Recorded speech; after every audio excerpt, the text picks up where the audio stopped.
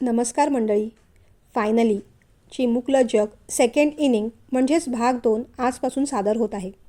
चिमुकलं जग भाग 1वर आपण भरभरून प्रेम केलं, खूप थँक्यू. आता चिमुकलं जग भाग 2 मध्ये असं काय खास असणार आहे? आम्ही का ऐकायची ही कथा? हा प्रश्न जर पडला असेल तर त्याचं हे उत्तर. भाग 1 कुणाचं कुणाशी जुळणार ही थीम होती.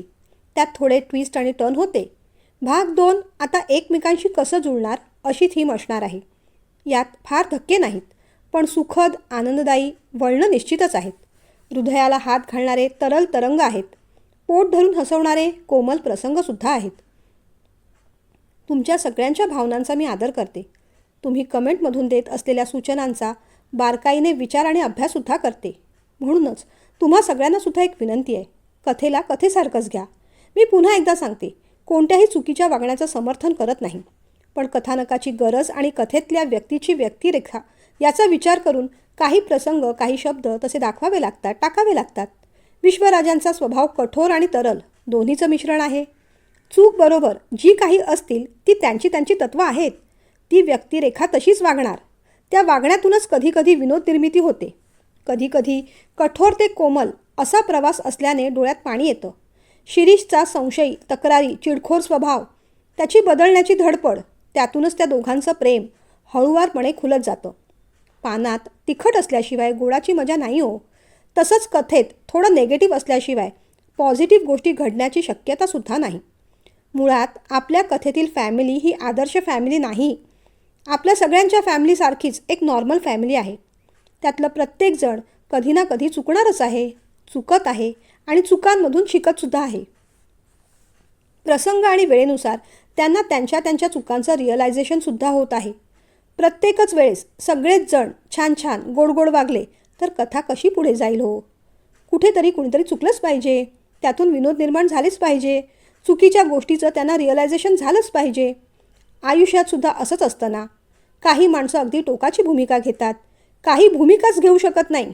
काहींना आपली भूमिकाच कळलेली नसते. काही भूमिकेच्या बाबतीत अगदीच कन्फ्युज्ड असतात, तर काही फारच उदासीन असतात. तशीच ही पात्र आणि तशीच ही आपली सावंत फॅमिली आहे. तेव्हा कथा ऐकताना पात्राच्या भूमिकेत शिरण्याचा प्रयत्न करा, म्हणजेच तुम्हाला खरी मजा येईल. एवढीच माझी अगदी कळकळीची आणि नम्र विनंती आहे. बाकी नेहमीचा प्रेमाचा आग्रह, लाईक, शेअर, हाईप, सबस्क्राईब करा. ते नाही जमलं तरी ठीक, पण कमेंट मात्र जरूर करा. चला करूया सुरुवात. चिमुकलं जग सेकंड इनिंग भाग 2. आज आनंदी खूप आनंदात होती. आनंदीला शिरीषचे तेच शब्द आठवत होते. I love you my darling आनंदी. किती दिवसांनी त्यांच्यातलं भांडण आणि अबोला संपला होता. आणि त्यात बाबांनी सरप्राईजसुद्धा दिलं होतं. महाबळेश्वरच्या हॉटेलचं पॅकेज. आनंदीने किचनमधल्या देवाऱ्यासमोर हात जोडले. देवा, हे सगळे आनंदाचे क्षण तुझ्यामुळेच. आईबाबांसारखे सासू सासरे मिळाले, गिरीसारखा दीर मिळाला आणि यांच्यासारखे हेच. मनातल्या मनातसुद्धा शिरीषचं नाव घेताना ती थोडी लाजली. जेवण झालं आणि आनंदी आवराआवर करायला गेली. आज आवराआवर करून तिला तिची बॅग पण भरायची होती. उद्या तिला आणि शिरीषला फिरायला महाबळेश्वरला जायचं होतं. शरीरातली प्रत्येक पेशी आनंदाने नाचतेच असं तिचं झालं होतं. तिला आठवलं, मागे तिचं आणि शिरीषचं भांडण झालं होतं तेव्हा तिने बॅग भरली होती. आता ही बॅग भरायचीच आहे, पण आता भांडण झालं म्हणून नाही, घर सोडण्यासाठी नाही, तर यांच्यासोबत फिरायला जाण्यासाठी. काम करता करताच तिच्या मनात विचार चालले होते. कोणकोणते ड्रेस घेऊ की साडी घेऊ? 2-3 ड्रेस आणि एखादी साडी ठेवते. यांना मी साडी नेसलेली जास्त आवडते. तिथे देवदर्शन करायचं झालं तर मग साडी नेसून जाईन. बाकी फिरायला मात्र ड्रेसच. 2 दिवस खूप मजा करायची. हे रागावतील, चिडतील असं काही वागायचं नाही. ह्यांना ज्या ज्या गोष्टी आवडतील त्या त्या गोष्टीच बोलायच्या. बाबांनी जो नवीन मोबाईल दिला आहे तो गिरीने सेट पण करून दिला आहे. त्या मोबाईलमधून खूप सारे फोटो काढू आणि मग आम्हा दोघांचे फोटो, सनसेटचे फोटो मी माझ्या स्टेटसला लावीन. आनंदी तिचे प्लॅन बनवत होती. नूतनताई मात्र तिच्याकडे कौतुकाने पाहत होत्या. काय गं राजा, एकटी एकटी हसतेस? नूतनताईंनी असं विचारल्यावर तिला जरा शरमल्यासारखं झालं. नाही आई, तसं काही नाही, ती पटकन म्हणाली. बरं, हे सगळं काम तू सोड, मी करते सगळं. तू जा, तुझी तयारी कर. लवकर झोपा, उद्या निघायचं आहे ना? नूतनताई म्हणाल्या. नको नको, मी करेन सगळं, तुम्ही आराम करा. आज तुमची पण किती दगदग झाली आहे, आनंदी म्हणाली. तिच्या डोक्यावरून हात फिरवत नूतनताईंनी तिला विचारलं, आनंदी, उद्या शिरीष सोबत जाणार आहेस? आनंद वाटतोय ना? ती लाजली. नूतनताईंना त्यांच्या प्रश्नाचं उत्तर मिळालं. बरं, मग मी जाऊ झोपायला? नूतनताईंनी असं विचारल्यावर आनंदी त्यांच्या गळ्यात पडली. आई, थँक्यू. बाबांना पण सांगा हं. महाबळेश्वरचं हे सरप्राईज त्यांच्यामुळेच मिळालं आम्हाला. नूतनताईंनी तिच्या गालाची गोड पप्पी घेतली. अशीच हसत राहा, रडायचं नाही, मुळीच नाही, फक्त हसत राहायचं, असं म्हणून त्या निघून गेल्या. काय रे दादा, काय करतोयस? त्याच्या मोबाईल स्क्रीनवर आपली नजर रोखत गिरीशने विचारलं. तसं शिरीषने पटकन मोबाईल उलट्या बाजूला करून ठेवला. अरे दाखव दाखव, काय लपवतोयस ते? गिरीश म्हणाला. अरे काही नाही, खरंच खास काही नाही गिरी. मोबाईल अधिकच जवळ खेचत शिरीष म्हणाला. काय खोटं बोलतोस रे? खरं सांग, आता तू लेडीज फ्रॉक आणि मिडी पाहत होतास ना? गिरीशने भुवया उडवत विचारलं. अगदी चोमडा आहेस गिरीश तू. माझ्या सगळ्या गोष्टी तुझं बारीक लक्ष असतं. अरे माझं लग्न झालं आहे. आपल्या मोठ्या भावाला त्याची प्रायव्हसी वगैरे सारखी काही गोष्ट हवी असते, हे कळत नाही का रे तुला? मी मिडी बघेन नाहीतर सीडी बघेन, मॅक्सी बघेन नाहीतर टॅक्सी, त्याच्याशी तुला काय रे? शिरीष वैतागला. अरे केवढा चिडतोयस? आता तुला प्रायव्हसी हवी झाली होय? बाकी आनंदीकडून बाबांनी सांगितलेली कामं करून घ्यायची असतील तर मलाच मस्का मारायचास ना? तेव्हा तुझी प्रायव्हसी कुठे गेली होती रे? दाखव गुपचूप काय पाहतोयस ते? गिरीशसुद्धा रागाने म्हणाला. आता हा आपला भाऊ काही ऐकणार नाही हे शिरीषला पुरतं समजलं. लहान भावासमोर त्याने शेवटी शरणागती पत्करली. बरं गिरी, ऐक ना, एक गोष्ट बोलायची होती रे, असं म्हणत मग त्याने इथे तिथे पाहिलं. बोल ना, लाजतोयस काय? गिरीश म्हणाला. अरे थांब रे, फार घाई करतोस तू. शिरीषने मग आपला घसा खाकरला. गिरी, मला ना आनंदीसाठी एक गिफ्ट घ्यायचं होतं रे, लाजत लाजत शिरीष म्हणाला. तसे गिरीशने त्याचे दोन्ही गाल पकडले. आले आमची बबुडी, म्हणून फ्रॉक आणि मिडी पाहत होतास का? किती गोड. ए चल तिकडे हो. आपले गाल त्याच्या हातातून सोडवत शिरीष म्हणाला. गिरी, मस्करी नको, पण सांग ना, मला ना तिच्यासाठी काहीतरी छान मॉडर्न कपडे घ्यायचे आहेत. खरं सांगू, उद्या आम्ही फिरायला चाललो आहे ना. मनात होतं की उद्याच तिला काहीतरी गिफ्ट द्यावं, पण आता ते शक्य नाही रे. एवढी रात्र झाली आहे. ऑनलाईन मागवूनसुद्धा लगेच काही येणार नाही, 2-3 दिवस लागणारच. खरं सांगू, आनंदी जीन्स, स्कर्ट, फ्रॉक असं काही घालेल असं वाटत नाही, पण कधीतरी मजा म्हणून घालायला काय हरकत आहे? आजकाल सगळ्याच जणी घालतात, पण हिला पटायचं नाही ते. आणि मी सांगितलं म्हणून तर मुद्दामूनच घालायची नाही. अगदी आडमुठेपणा करते ती. आणि पटलं तरी आता त्याची जमवाजमव करायला वेळ तरी कुठे आहे? नाराजीने शिरीष म्हणाला. गिरीशला त्याच्या बोलण्याचं हसू येत होतं. भावाची आणखीनच खेचत तो म्हणाला. दादा, आजकाल सगळ्याच मुली असे कपडे घालतात, हे तुला कसं काय माहीत? तू सगळ्या मुलींकडे बघत असतोस की काय? हे सांगायलाच हवं आनंदीला. गिरीश असं म्हणताच शिरीषने त्याच्याकडे रागाने पाहिलं. अरे मजा करतोय, पण तू काळजी करू नकोस. आपण काही ना काहीतरी मार्ग काढूया. या सगळ्या कामात ना माझी मिस चार्ली खूप हुशार आहे. तिला फोन करून विचारतो, काही करता येईल का? थांब जरा, असं म्हणत गिरीशने आधी बाबांच्या बेडरूमकडे पाहिलं. आईबाबांच्या बेडरूमचा दरवाजा बंद होता, म्हणून मग त्याने चटकन फोन काढला आणि शार्वीला फोन लावला. Hello miss Charlie, good evening. काय करत होतीस? त्याने विचारलं. तुला मिस करत होते गिरीश. असं वाटत होतं की तू इथे यावंस. आपण दोघांनी कप अँड कोनमध्ये जाऊन छानपैकी व्हॅनिला आणि त्यावर चॉकलेट सॉस घातलेलं आईस्क्रीम खावं, तुझ्याबरोबर गप्पा माराव्यात, लग्नाच्या आधीचे नंतरचे खूप काही प्लॅन डिस्कस करावेत. आणि हे सगळं नाहीच जमलं तर निदान तुझ्या हातात हात घालून 2 क्षण तुला पाहत राहावं असं वाटतंय, शार्वी म्हणाली. ओ माय जाने मन, मलाही तसंच वाटतंय, गिरीश म्हणाला. पण सध्या मी माझ्या बाबांच्या नजरबंद पहाऱ्यात आहे. तिथून मीच काय, उडती चिडिया भी पर नाही मार सकती. भले मोठे डायलॉग त्याने मारले तसं शिरीषला हसू आलं. बरं शार्वी, ते सगळं जाऊ दे.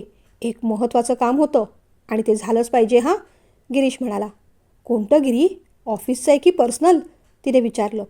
अगं ऑफिसचं काम मी घरी कधी बोलत नाही, पर्सनलच आहे, माझ्या दादाचं आणि आनंदीचं. गिरीश असं म्हणताच शार्वीला जरा कुतूहल वाटलं. शिरीष सरांचं आणि आनंदी मॅडमचं काय काम आहे? तिने आनंदानेच विचारलं. शार्वी, शिरीष सर ऑफिसमध्ये जरी तुझे बॉस असले ना तरी लवकरच ते तुझे मोठे दीर होणार आहेत आणि आनंदी तुझी मोठी जाऊ.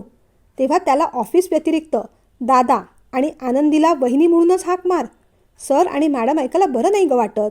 कानात खडे टोचल्यासारखे वाटतात, गिरीश म्हणाला. बरं, आता मुद्द्याचं बोल. काय काम होतं? शार्वीने विचारलं. उद्यानं दादा आणि आनंदी फिरायला महाबळेश्वरला चालले आहेत. त्यांचं अचानक ठरलं. म्हणजे बाबांनी त्यांना सरप्राईज पॅकेज दिलं. त्यामुळे दोघांना तशी खरेदीच करता आली नाही. आणि आमची आनंदी खरेदी वगैरेच्या बाबतीत फार उत्साही नसतेच.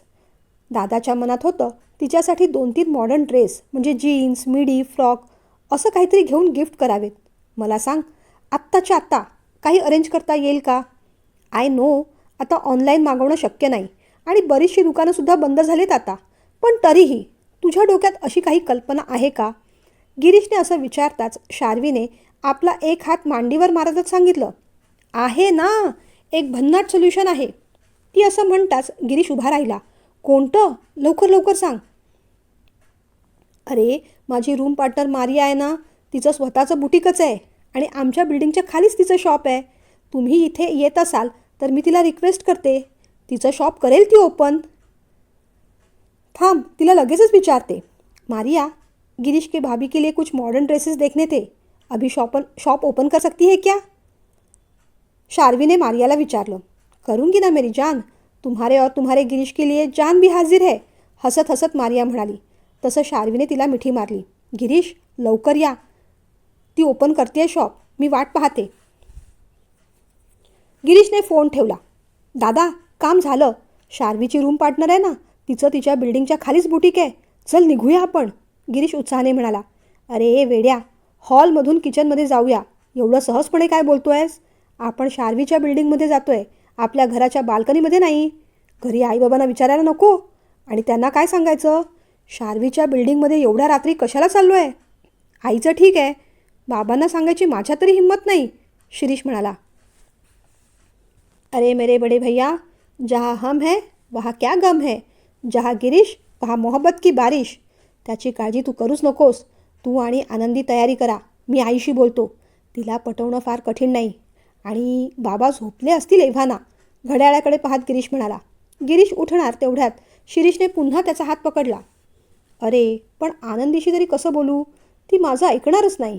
कोणती गोष्ट मी सांगितली ना तर तिला 1760 प्रश्न असतात. काहीतरी सांगून तूच कन्व्हिन्स कर जा तिला. शिरीष असं म्हणाला तसं गिरीशने त्याच्याकडे रागाने पाहिलं.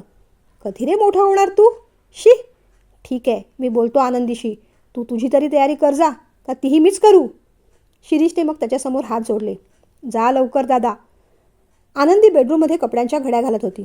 आनंदी, आत येऊ? गिरीशने विचारलं. येणारे गिरी. आणि हे कुठे आहेत? उद्याची पॅकिंग करायची आहे की नाही त्यांना? मला तर वाटतंय माझ्याबरोबर जायची इच्छाच नाही त्यांना, रागानेच आनंदी म्हणाली. अगं आनंदी, असं बोलायला काही वाटत नाही तुला? तो बिचारा तुझी एवढी काळजी करतो आणि तू त्याला असं म्हणतेस? गिरीश असं म्हणताच आनंदी जरा साशंक नजरेनेच त्याच्याकडे पाहू लागली. माझी काळजी? का?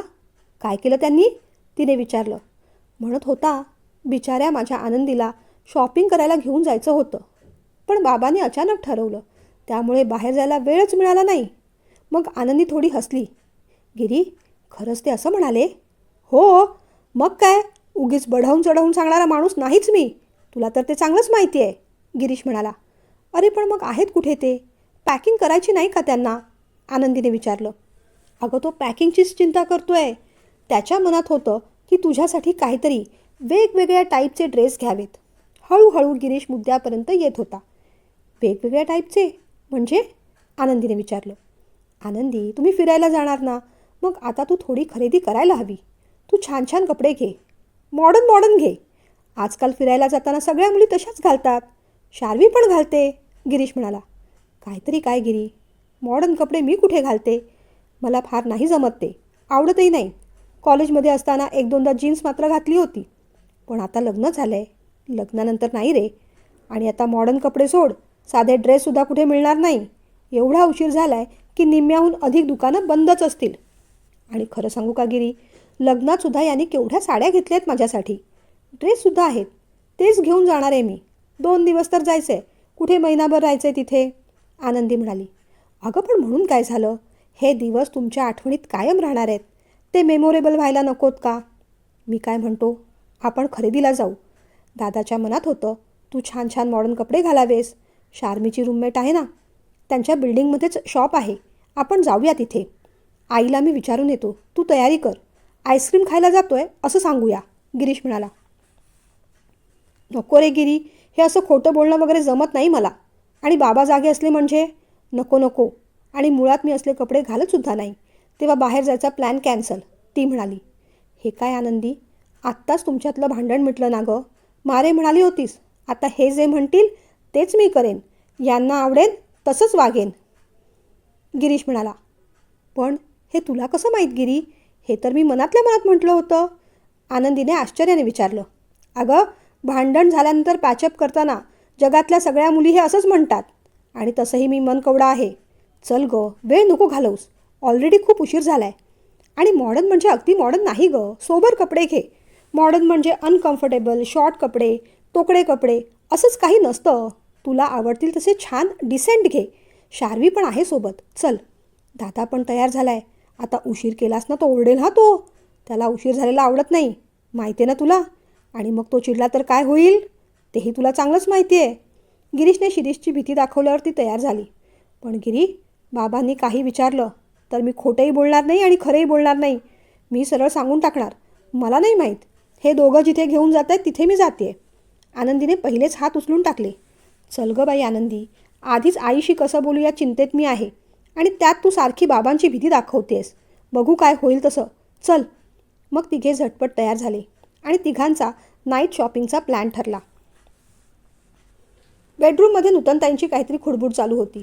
नूतनताईंनी कपाट उघडलं, लॉकरमध्ये दागिन्यांचे बॉक्स काढले, सोबत ठेवलेली डायरीसुद्धा काढली. पुस्तक वाचत बसलेले विश्वराज बायकोकडे आश्चर्याने पाहत राहिले. काय गं नूतन, रात्रीचे 9:30 झाले आहेत आणि आता हे काय काढून ठेवलं आहेस? अहो जरा पाहत होते, माझ्याकडे काय काय दागिने आहेत, आणखीन काय काय खरेदी करावी लागेल, जरा काळजीनेच नूतनताई म्हणाल्या. विश्वराजाने डोळ्यावरचा चष्मा काढून पुस्तकावर ठेवला. पण हे सगळं रात्रीच्या वेळेस कशाला? आणि तुला तुझे दागिने काय काय आहेत हे पाहावं लागतं, म्हणजे नवलच नाही का? अगं झोपेतसुद्धा विचारलं की तुझ्याकडे कोणकोणती आभूषणं आहेत, अगदी सफाईदारपणे तू सांगू शकशील. खरेदीचं म्हणशील तर ठीक आहे, बऱ्याच दिवसात तू स्वतःसाठी काही घेतलेलं नाहीस. काय हवं आहे तुला? मला सांग, मी घेऊन देतो, विश्वराजाने विचारलं. अहो तुम्ही चेष्टा करताय का माझी? जरा काळजीनेच नूतनताईंनी विचारलं. नाही, त्यात चेष्टा काय करायची? तुम्हा बायकांचा जिव्हाळ्याचा प्रश्न विचारला मी. तुला कोणता दागिना घ्यायचा आहे म्हणून. अहो मला खरेदी नाही करायची. आता या वयात अंगावर एवढे दागिने घालून मला कुठे जायचं आहे? मी गिरीश आणि शिरीष दोघांच्या बायकांसाठी म्हणत होते. खरं सांगायचं तर दोघांची लग्न पाठोपाठ ठरतील असं वाटलंच नव्हतं. सत्यजित भाऊजींची इच्छा होती लेकीचं लग्न डोळ्या देखत व्हावं, म्हणून शिरीष आणि आनंदीचं लग्न गावी उरकून घेतलं, तेही साध्या पद्धतीने. एवढ्या घाई गडबडीत आनंदीला मंगळसूत्र, बांगड्या आणि डूल एवढंच काय ते करायला मिळालं. पण आता गिरीशच्या बरोबर तिलाही थोडे दागिने करायला हवेत. सोन्याचा भाव तर गगनाला भिडलाय.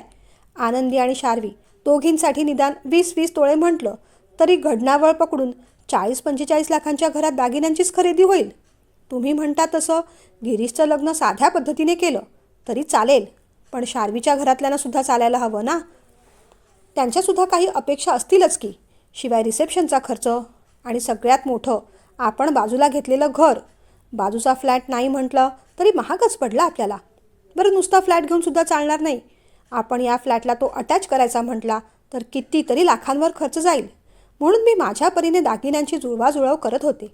माझ्याकडे माझे असे 40 तोळे आहेत. थोडे मला ठेवीन, बाकी त्या दोघींच्या अंगावर समसमान घालून टाकीन. घरात तर फार दागिने ठेवलेले नाहीत. जे काही आहे ते लॉकरमध्ये आहे. म्हणूनच तर ही डायरी पाहत होते, यात सगळी नोंद आहे. खरं तर उद्या बँकेत जाऊन ते सुद्धा काम करायचं होतं. आनंदीलाच बरोबर घेऊन जाणार होते, पण उद्या आनंदी आणि शिरीष चालले आहेत, म्हणून मग ते काम आता 4 दिवसांवर जाईल. ठीक आहे, तसंही ते नंतर केलेलंच बरं. तोपर्यंत शार्वीचे मामा मामीसुद्धा बोलणी करायला येतील, नाही का हो? ते सगळं ऐकून विश्वराजाने मोठा सुस्कारा घेतला. तू एवढा सगळा विचार करतेस याची मला कल्पना देखील नव्हती. पण या सगळ्या गोष्टींची काळजी करायची तुला काहीच गरज नाही नूतन. ते पाहायला आहे की मी. हे बघ नूतन, एवढ्या सगळ्या पैशांची व्यवहाराची तजवीज मी कशी करतो हे जाणून घ्यायचा तुझा अधिकारच आहे. ती माहिती जरूर जाणून घे, पण त्याचं टेन्शन मात्र नको ग घेऊस. मी जे काही करतोय ते पूर्ण विचारांती करतोय. मुळात फ्लॅट आपण घेणारच होतो. आता 2 मुलं म्हटल्यावर हे घर लहानच पडणार. या घराच्या अनेक आठवणी आहेत. मुलं लहान होती तेव्हा हे घरसुद्धा मोठं वाटायचं. खरं सांगू नूतन, लोक म्हणतात मुलीच्या बापाला मुलीच्या लग्नाची खूप काळजी असते. पण मला मात्र उलट वाटतं. अगं, मुलीला लग्न करून दिलं, तिच्या अंगावर साजेसे दागिने घातले, तिला चांगलं शिकवलं, स्वतःच्या पायावर उभं केलं आणि साजेसा नवरा पाहून दिला की मग आईबापाला तेवढं टेन्शन राहत नाही. पण मुलगी असले आणि त्यांचं लग्न झालं की तेच टेन्शन दुपटीने वाढतं. आपल्याला तर 2 मुलगे आहेत, निदान एक तरी मुलगी हवीच असं तेव्हा फार वाटत होतं मला. घरात एक लेक हवीच गं. आपल्याला लेक झाली असती तर तिचं नाव ना मी पाकोळी ठेवलं असतं. म्हणजे अबोली, प्राजक्ता, निशिगंधा या फुलांवरूनही नावं ठेवायला आवडली असती मला. फुलं नाजूक असतात, पण त्यांच्या पाकळ्या त्याहून नाजूक. त्यांना फार जपायला लागतं, म्हणून पाकोळी. पाकोळीसारखंच आपल्या लेकीलाही जपलं असतं. पण गिरीश झाला आणि मग ती आशा मालवली. घरात मुली असल्या ना की चैतन्य असतं. त्यांच्या चिवचिवाटाने घराच्या भिंती दुमदुमून जातात. मुळातच मुली शहाण्या आणि समजूतदार असतात. आईवडिलांना फार त्रास देत नाहीत. ऐकतात आईवडिलांचं. आईवडिलांवर त्यांचा फार जीव असतो. मुलांचा नसतो असं नाही, पण मुलींच्या मानाने थोडा कमीच. मी तर म्हणतो, मुलगे म्हटलं की आईबापाच्या जीवाला घोरच असतो. अगदी लहानपणापासून डोळ्यात तेल घालून त्यांच्यावर लक्ष ठेवावं लागतं. त्यांची मस्ती, धांगडधिंगा हा भाग जरी सोडला तरी ते कुठे भरकटत नाहीत ना. आपण दिलेल्या संस्कारांच्या बाहेर वागत नाहीत ना. त्यांचा मित्रपरिवार कसा आहे, कोणत्या व्यसनाच्या तर अधीन गेले नाहीत ना. बाहेर कोणती प्रेम प्रकरणं करून ठेवली नाहीत ना.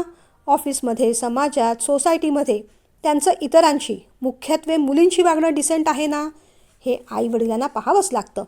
संस्कार देण्याची जबाबदारी आईची असली तरी ते संस्कार टिकून आहेत ना याचा अंकुश वडिलांकडेच असतो. म्हणूनच प्रसंगी आई प्रेमाची असते आणि वडील मात्र मुलांच्या नजरेत माझ्यासारखे हिटलर होऊन जातात. लोक म्हणतात मुलगा म्हणजे पोटचा गोळा, पण आपली मुलं पोटात गोळा आणतात गं कधी कधी. म्हणूनच मुलींपेक्षा मुलांचं टेन्शन जास्त असतं, विश्वराज म्हणाले. ते ऐकून नूतनताई त्यांच्याकडे आश्चर्याने पाहू लागल्या. हे असं काही बोलणारे तुम्ही पहिलेच आहात. तुम्हाला मुलांचं कसलं टेन्शन आलं आहे? दोघेही मुलगे तुमच्या आज्ञेत आहेत. आज्ञेत म्हणणं सुद्धा चुकीचं ठरेल. तुमच्या धाकातच आहेत. तुमच्या म्हणण्याबाहेर मुलं नाहीत आपली. मग कसलं टेन्शन आलं तुम्हाला? नूतनताईंनी विचारलं. तसं नसतं नूतन. मुलं मोठी झाली तरी अजून अल्लडच आहेत. एकाचं लग्न झालं आहे, एक गुडघ्याला बाशिंग बांधून उभा आहे. एक सून घरी आली आहे, काही दिवसांनी दुसरी येईल. हळूहळू त्यांचा संसार चालू होईल. असं वाटतं आता मुलांनी मोठं झालं पाहिजे. मुलं मोठी होत आहेत तसं आपलंही वय वाढतं आहे. मग असं वाटतं की आता हळूहळू आपल्या जबाबदाऱ्या त्यांच्यावर सोपवून आपण आपल्या आयुष्याची सेकंड इनिंग सुरू केली पाहिजे. आपल्याला जिथे हवं तिथे मोकळेपणाने जाता आलं पाहिजे, राहता आलं पाहिजे, फिरता आलं पाहिजे. पण त्यासाठी आधी या दोघांचा संसार सुरळीत सुरू झाला पाहिजे. मुलांची लग्न झाली की घरात सुना येतात. प्रत्येक घराची एक शिस्त असते, परंपरा असते, एक बैठक असते. जेव्हा बाहेरून येणारी मुलगी आपल्या घरात येते तेव्हा तिला आपली बैठक आणि आपल्या घरातल्या बैठकीला ती ॲडजस्ट होणं फार जरुरी असतं. लोक म्हणतात रिटायरमेंट झाल्यानंतर दुसरी इनिंग सुरू होते. पण मला विचारलंस तर माझ्या मते मुलांची लग्न झाल्यानंतर आणि घरात सुना आल्यानंतर आई वडिलांची खरी दुसरी इनिंग सुरू होते. कारण बाहेरून येणाऱ्या मुली या घरात जसं ॲडजस्ट करणार असतात तसंच त्या मुलींसाठी या घरालासुद्धा खूप काही ॲडजस्ट करावं लागतं. फक्त घरासाठी ती ॲडजस्टमेंट संस्कारांची, शिस्तीची आणि मूल्यांची असू नये असं मला वाटतं. बाकी थोड्याफार चालीरीती, खाणं पिणं या गोष्टी सोयीनुसार बदलतात. पण घराची शिस्त, संस्कार आणि मूल्य ही मात्र कायमच टिकून राहिली पाहिजे. हे मी तुला मुद्दामून सांगतोय, कारण शिरीष आणि गिरीशच्या बाबतीत बऱ्याचदा त्यांच्या चुकांवर पांघरून घालताना तू त्यांना झुकतं माप दिलंयस. पण आता तुझी जबाबदारी वाढणार आहे. मुलांबरोबर 2 मुलींचीही तू आई होणार आहेस. तेव्हा तुझ्या 2 मुलांना झुकतं माप द्यायच्या आधी त्या 2 मुलींवर अन्याय तर होत नाही ना, हे जरूर तपासून बघ. दुसरी महत्त्वाची गोष्ट, भावनेच्या भरात जाऊन मुलांसाठी किंवा सुनांसाठी इतकी वर्ष आपण जपत आलेलो शिस्त, संस्कार आणि मूल्य यांची घडी मोडणार नाही ना, याचीसुद्धा काळजी घे. मी काय बोलतोय हे समजतंय ना तुला नूतन? विश्वराजांनी असं विचारल्यावर नूतनताई जास्त काळजीत पडल्या. अहो, लग्न आधीच तुम्ही माझं टेन्शन वाढवलं. त्या म्हणाल्या, नाही गं, येणाऱ्या टेन्शनची पूर्वकल्पना दिली तुला फक्त, जेणेकरून तू योग्य ती उपाययोजना करू शकशील. बाकी आपली मुलं तर चांगली आहेतच. सुदैवाने सुनासुद्धा चांगले आहेत. आनंदीचा तर काही प्रश्नच नाही. ती जितकी साधी, गोड आणि शालीन आहे, तितकीच प्रेमळ आणि संस्कारी देखील आहे. शिरीष आणि आनंदीचं लग्न आपण ठरवलं. ज्या परिस्थितीत त्यांचं लग्न ठरलं, ती परिस्थिती जरा विचित्रच होती. दोघेही गोंधळलेले होते. त्यात सत्यजित गेला. आनंदी अधिक एकाकी झाली. गावचं घर सोडून तिला इथे यावं लागलं. तिथलं घर, तिथली माणसं, तिची नोकरी, तिचे वडील, सगळ्या आठवणी मागे टाकून आपल्या भरवशावर ती इथे आली. तू तिला प्रेम दिलंसच, पण तरीही मला असं वाटतं शिरीषने सुद्धा तिला अधिक समजून घ्यायला हवं. काही गोष्टी बोललो नाही मी तुला, पण आता सांगतो. मध्ये श्यामच्या प्रकरणावरून त्याच्या डोक्यात संशयाचं खूळ त्याने घालून घेतलं होतं. श्याम आणि आनंदीची फक्त मैत्री होती, पण प्रश्न समजुतीने बोलून सोडवायच्या आधी त्याने तो इगोवर घेतला. मागे आपण, तू, मी आणि गिरीश जेव्हा गावी गेलो होतो, तेव्हा सुरुवातीला सत्यजितकडेच उतरलो होतो. आनंदीने आपली किती सेवा केली होती. गिरीश आणि आनंदीची निखळ मैत्री झाली. दोघांची चांगली वेवलेन जुळली. अजूनही दोघांमध्ये घट्ट आणि निखळ मैत्रीचं नातं आहेच. मैत्रीबद्दल बोलणं झालं तेव्हा श्याम माझा चांगला मित्र आहे असं आनंदीने गिरीशला सांगितलं. पण खुशीने शिरीषच्या डोक्यात त्या दोघांच्या नात्याबद्दल काही भरवलं आणि मग शिरीष तो सगळा राग आनंदीवर काढत राहिला. गिरीशला श्यामबद्दल ठाऊक होतं, पण मला नाही. यामुळे तर त्याचा इगो अधिक डिवचला गेला. शिरीषचा स्वभाव गिरीशसारखा बोलका नाही. गिरीशचा स्वभाव गोड आणि हसरा आहे. त्या मानाने शिरीष थोडा अबोल आहे. त्याला पटकन व्यक्त होता येत नाही. पण त्याची मात्र अपेक्षा असते की सगळ्यांनी त्याच्याबरोबर मोकळेपणाने बोललं पाहिजे, स्पेशली आनंदीने. तसं झालं नाही तर त्याला लगेच राग येतो, फार चिडतो तो, आणि मग सगळा राग तो आनंदीवरच काढतो. बरं, हिने तरी 2-4 शब्द त्याला उलट बोलावेत. कधीतरी त्याला समोर बसून स्पष्टपणे आपलं म्हणणं सांगावं. शांतपणे पण खमकेपणाने त्याच्याकडे त्याच्या स्वभावाची तक्रार करावी. पण आनंदी ते काही करायची नाही. ही काय करेल? मुळू रडत बसेल. बरं, आपल्याकडेही येऊन बोलणार नाही. ही मुलगी मनातलं घडाघडा कधी बोलायला शिकणार कुणास ठाऊक. शिरीष आणि आनंदीचं लग्न आपण ठरवलं. आपण म्हणण्यापेक्षा मी. त्यामुळे ते दोघे जर सुखी झाले नाहीत तर कुठेतरी आतून ती गोष्ट मला टोचणारच. असं वाटतं या दोघांनी एकमेकांचा स्वभाव जाणून घ्यायला हवा आता.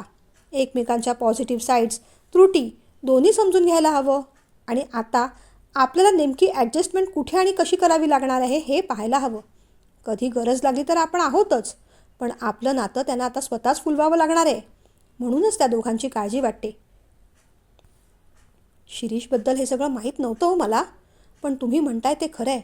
शिरीष चिडला की आनंदी पटकन कोमेजून जाते. जरा कुणी आवाज चढवला तर हिच्या अश्रुधारा लगेच सुरू होतात. आणि त्यात शिरीषचा स्वभाव तापट. नवरा बायको म्हटलं तर भांडणं होतातच. आपली नाही का झाली? तुम्हीसुद्धा किती चिडायचात माझ्यावर. मी सुद्धा सुरुवातीला आनंदी एवढी नाही, पण रडूबाईच होते. मग हळूहळू तुमच्या रागाला इम्यून झाले मी. आता तर उलटंच घडतंय. तुमचा राग म्हणजे माझ्यासाठी अँटीबायोटिक असतं. तुम्ही रागावलात की मला आपोआपच पुढे भांडण्याची ऊर्जा मिळते. बाकी मुलांच्या बाबतीत म्हणाला तर गिरीश मनमिळाऊ, गोड, हसरा, आणि शिरीष मात्र थोडा तापट, रागीट, हट्टी, इगोइस्टिक असाच आहे, नाही का हो? नूतनताईंनी विचारलं. हो ना, अगदी बरोबर, विश्वराज म्हणाले. शेवटी आपली मुलं आपल्यावरच जाणार. गिरीश माझ्यावर गेलाय, शिरीष तुमच्यावर. थोडंसं हसत नूतनताई म्हणाल्या. हे काय नूतन, मी काय सांगायचा प्रयत्न करतो आणि तू काय बोलतेस? नाराजीने विश्वराज म्हणाले. त्यांच्या खांद्यावर हलकेच आपलं डोकं ठेवत नूतनताई म्हणाल्या. तुम्ही काय म्हणताय ते सगळं समजतंय मला. मी गंमत केली हो. मुलांना त्यांच्या त्यांच्या संसाराचा खेळ खेळू द्यायचा. कधी हरतील, कधी जिंकतील, कधी पडतील, कधी धडपडतील, कधी चिडतील, कधी रागावतील, कधी हसतील, कधी रडतील, कधी भांडतील. आपण त्यांनी चालवलेला खेळ एन्जॉय करायचा. भांडण अगदीच सुटलं नाही तर मात्र रेफरीचं काम करूया कधी कधी. पण त्यातसुद्धा गंमतच आहे की नाही? नूतनताई असं म्हणताच विश्वराज थोडे हसले. मूळ मुद्द्याकडे पुन्हा येत ते म्हणाले. तेव्हा पैशांची काळजी तू करू नकोस. तुला त्या दोघींना जे काही दागिने करायचे आहेत ते कर. पैसे मी देतो, पण तुझे कोणतेही दागिने त्यांना द्यायचे नाहीत. हे तुझे आहेत, तुझ्याकडेच राहू देत. आणि मुख्य म्हणजे ते मी तुला केले आहेत. शिरीष आणि गिरीश दोघांनाही सॅलरी मिळते. दागिन्यांसाठी जे काही पैसे वापरायचे आहेत त्यांच्या प्रत्येक महिन्यातून सॅलरी मी कट करून घेणार आहे. ज्याने त्याने आपापल्या बायकोसाठी दागिने बनवावेत. मी माझ्या बायकोचे दागिने माझ्या वडिलांकडे मागायला गेलो नाही. त्यांनी त्यांच्या मर्जीने घातले काही, तसे आपणही घालणार आहोत. पण मी स्वतः कमवलं, स्वखुशीने माझ्या बायकोसाठी केले तसेच त्यांनी आपापल्या बायकांसाठी करावेत. विश्वराज म्हणाले. अहो पण ते बरं दिसेल का? मुलांच्याच सॅलरीमधून पैसे घ्यायचे आणि त्यांच्या बायकांसाठी दागिने करायचे. बरं नाही वाटणार ते, नूतनताई म्हणाल्या. कुणाला बरं नाही वाटणार? ज्यांना बरं वाटणार नसेल त्यांना नको वाटू देत. कुणालाही बरं वाटण्यासाठी मी माझ्या बायकोचे दागिने देऊ शकत नाही ना. आपलं जे काही आहे पुढे त्यांचंच आहे. पण पुढे म्हणालो मी, सध्या दागिन्यांसाठी काही पैसे बाजूला काढलेत मी. उरलेले ते दोघे आपापल्या सॅलरीमधून देतील. म्हणजे द्यावंच लागेल त्यांना. आणि तू यात पडू नकोस. त्यांच्याशी काय बोलायचं ते मी बोलतो. विश्वराज असं म्हणाले तसं नूतनताई थोडे हसल्या. बरं, आणखीन एक गोष्ट बोलायची होती हो, नूतनताई म्हणाल्या. एक का 10 गोष्टी बोला राणी सरकार. नूतनताईंच्या खांद्यावर हलकेच हात टाकत विश्वराज म्हणाले. अहो, गिरीश आणि शार्वी दोघांचं एकमेकांबरोबर छान पटतं. म्हणजे अजून तरी तसंच आहे. पण तसं म्हणायला गेलं तर दोघेही बालिश आहेत. खरं तर आनंदी आणि शार्वीमध्ये वयाचं फार अंतरही नसेल. पण आनंदी खूपच मॅच्युअर्ड आणि शार्वी तेवढीच अवखळ वाटते. बोलायला गोड आहे पोर, पण फारच स्ट्रॉंग आणि बोल्ड आणि स्ट्रेट फॉरवर्ड वाटते मला ती. आपल्या घरात ॲडजस्ट होईल ना ती? नूतनताई जरा काळजीनेच म्हणाल्या. तो मुद्दा माझ्याही लक्षात आला होता. पण जेवढा मी अंदाज बांधला आहे त्यावरून एक गोष्ट निश्चित सांगू शकतो. शार्वी मनाने खूप चांगली आहे, सरळ आहे. ऑफिसमध्ये अनेकदा तिच्याशी बोलताना हे जाणवलं मला. ऑफिसमध्ये सुद्धा कामाच्या बाबतीत अगदी पर्टिक्युलर आहे ती. तिच्या बोलण्या वागण्यात एक सहजता, शालीनता, शिस्त असते. कुठेही अघळपघळ बोलत नाही ती. ही गोष्ट तेवढीच खरी आहे की ती स्ट्रेट फॉरवर्ड आणि स्पष्ट बोलते. कुणाला घाबरणारी वगैरे नाही ती. तो एक स्वभाव खरंच चांगला आहे. आपल्यालाही कुणाच्याही मूळ स्वभावाला मुरड घालून आपल्या चौकटीत बसवायचं नाही त्यांना. या घरात त्या दोघीसुद्धा आनंदीच राहायला पाहिजेत. मोकळेपणाने राहता आलं पाहिजे त्यांना. त्यांची इथे प्रगती झाली पाहिजे. त्यांच्या ज्या इच्छा आकांक्षा आहेत, जी स्वप्न त्यांनी पाहिली आहेत, ती पूर्ण करायला कुटुंब म्हणून आपण त्यांना मदतच केली पाहिजे. त्या दोघींनाही हे घर आपलंच वाटलं पाहिजे. पण त्याचबरोबर जसं मी म्हटलं, शिस्त, संस्कार आणि मूल्य यात कोणतंही कॉम्प्रोमाइज होणार नाही. मग तो शिरीष असो किंवा गिरीश, आनंदी असो किंवा शार्वी. त्यांच्या त्यांच्या आयुष्यात काय अपेक्षा आहेत, फॅमिली म्हणून आपल्याकडून काय अपेक्षा आहेत, हे जाणून घे. त्याचबरोबर आपण घरातले वडीलधारी आहोत. आई वडील म्हणून आपल्या मुलांकडून काय अपेक्षा आहेत, त्यांनी कसं आणि काय वागणं अपेक्षित आहे, हे सुद्धा त्यांना तुला वेळोवेळी आता स्पष्ट सांगता यायला हवं नूतन. या घरात कुणावर अन्यायसुद्धा होता कामा नये आणि कुणाचे अतिरिक्त लाडसुद्धा होता कामा नये. जिथे सॉफ्टली वागायचं तिकडे तू वागणारच आहेस, पण जिथे जिथे जरूर आहे तिथे तिथे अंकुश हा ठेवायलाच पाहिजे. विश्वराजांचं बोलणं ऐकून नूतनताई थोड्या गंभीर झाल्या. कधी कधी जरूर तेवढं कडक आणि कठोर वागणं हा सुद्धा प्रेमाचाच एक भाग असतो नूतन. काळजी नको करूस. जिथे जिथे संयमाने वागायचं तिथे संयमाने वागू. जिथे जिथे नियमाने वागायचं तिथे तिथे नियमानेच वागू. प्रत्येकाचा स्वभाव वेगळा आहे. सगळ्यांना सोबत घेऊनच प्रवास करावा लागणार आहे. आणि आपण सुद्धा सासू सासरे व्हायची काही डिग्री घेतलेली नाही. आपल्यासाठी सुद्धा हा अनुभव तेवढाच नवीन आणि वेगळा आहे, विश्वराज म्हणाले. नूतनताई पुन्हा विचारात पडल्या. खरंच या आपल्या चिमुकल्या जगात प्रत्येकाचा स्वभाव किती वेगळा आहे. यांचा डॉमिनंट पण तेवढाच प्रेमळ, caring.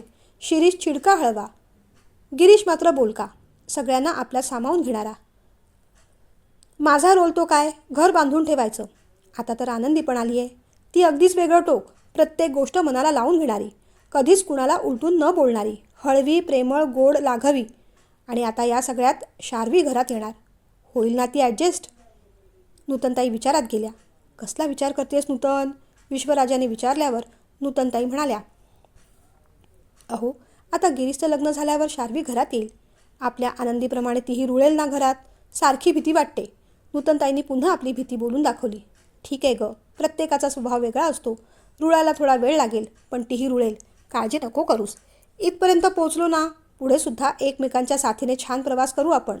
First inning was successful, second will be more peaceful. पहिली इनिंग यशस्वी होतीच, दुसरी जास्त संयमाची आणि शांतीची असेल.